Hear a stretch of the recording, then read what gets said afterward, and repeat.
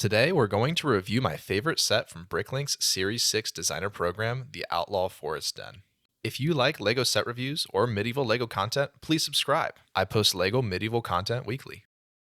Deep in the heart of the forest, beyond the king's reach, lies the Outlaw Forest Den, with an old stone tower standing tall above a hidden cave where a band of robbers has made their secret hideout. The tower, weathered by time, still stands strong, while the dense forest provides perfect cover. That was the backstory and inspiration for this set from the designer.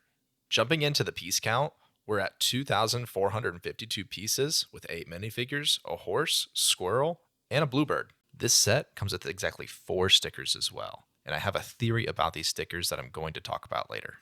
Let's start by looking at the scene, and I'm very happy with what's going on here. The black bricks and red accents really help bring out that vintage style of the wolf pack that us castle fans love. Personally, I'm not a huge fan of all the black castles we've had prior because they lack definition and detail, but this set has combined them beautifully with a mix of light gray and dark gray bricks. Having this set built into a cave is really cool. For my fantasy kingdom, I would say it's built into a mountain with a cave opening.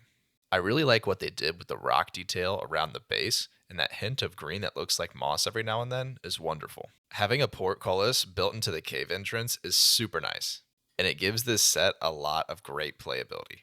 It looks like the horse cart might even be able to fit into that entrance. While on the topic of playability, this set opens up and is modular.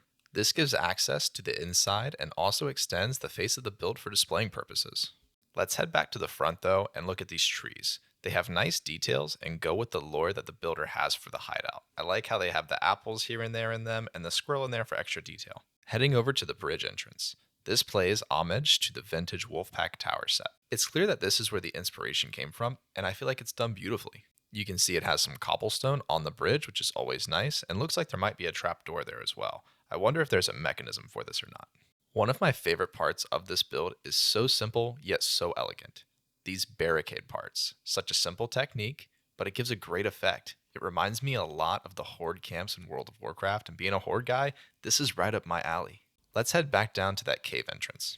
It looks like we got a spot for some fish and some cooking going on next to it. I could possibly see placing a guard out here that's possibly relaxing since it's a hideout, and most likely the job has become a little mundane. Also to the right, there's a section where the loot was just unloaded. There are some of my favorite barricades right around there, and then to the right, there's also a little trap door you can leave out from. If we open up the set and head more right, we'll see a section of the hideout that looks like it could possibly be a room for somebody important, and because it doesn't give much of a defensive look, it's most likely a residential or living space area for sure. Moving up to the tower section, I am a fan. It isn't too small where you can only fit one figure on it, and it isn't too detailed to where it looks muddy. It has a good balance with the Nexonite shields, the studs on the outside, and the masonry bricks for details here and there. The hints of red I like, and I love how there are different types of reds to show discoloring for a more worn down tower. Before heading inside, let's take a look at the cart. This is another homage to one of the older Wolfpack sets. It's clear because it keeps that blue accent with a more modern style. The cart itself is pretty basic, having a few wooden plank pieces, hay on top, some hooks on the side for lanterns or weapons, barrels for ale, and a chest with a really nice top on it. I'm not used to seeing that, so I'm a fan. The Wolfpack is always seen raiding carts, so it makes sense they got one of their own to haul away the loot. Heading inside, let's start at the top and work our way down. For the tower, it is a lot more hollowed out than I expected. Not much room to put minifigures at the windows, more so just a spot to show how they can go up top. I do like that it's not assumed that they can just get up there, but this makes for a pretty bad defense, I'd say. This definitely plays into the fact that it's more of a hideout rather than a defensible keep. Underneath this, it's nice to see that there's a mechanism for the gate and an exit for the bridge. There's not much else going on in this room in terms of details, so let's head over to the left. Here, like I thought, we probably have a room that the leader stays in. It has a bed, and the details can carry over from the outside to the inside on the windows, which looks really nice. A crate with some gold treasure and coins laying around. I do wonder if the top of these candles is still that normal fire piece we see, or if it's actually yellow like it looks here. Either way, it's never a bad touch to include lighting rather than assuming. Below this, we have what looks like an armory. I was shocked to see the gray helmets, especially the one on the right, since I wouldn't have thought to use these with my Wolfpack. I am wondering if it's more of a trophy room over an armory, but that's just my imagination running wild. Past the gate, we have an open room with some hooks to put things on, like this random carrot here. Not too much to see here, but to the right, we got a small little part that has a table and chair with some cheese and drinks next to all these barrels for whatever you want your wolf pack to drink. Let's next talk about the figures, and after that, I'll address the elephant in the room that I've been trying to hold off until the end for. There are 8 figures in total, 2 females and 6 males. They all have the wolf pack torso from the medieval market and gray legs.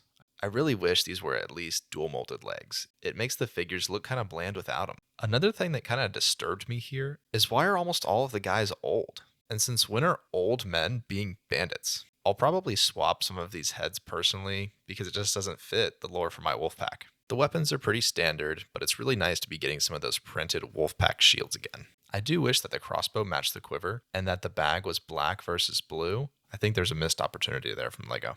Lastly, what I've been dying to talk about, and the thing that might make this the most disappointing thing for this set. This set comes with 4 stickers, and I see 4 spots that they can go. I suspect that these 4 stickers are the Wolfpack emblems throughout this build. The first 3 are on the outside, 1 above the bridge, 1 on the banner, and another one on the tower being that flag.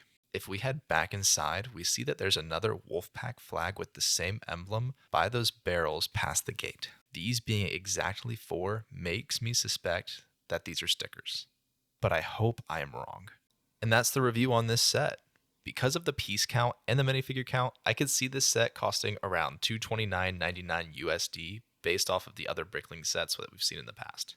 I can foresee this set selling out pretty quickly since lots of people love the Wolfpack faction. Many people are going to want this set to give a home to all their Series 27 Beastmasters. Let me know down in the comments what your favorite thing or least favorite thing about this set is. Thank you all for getting to the end of this video.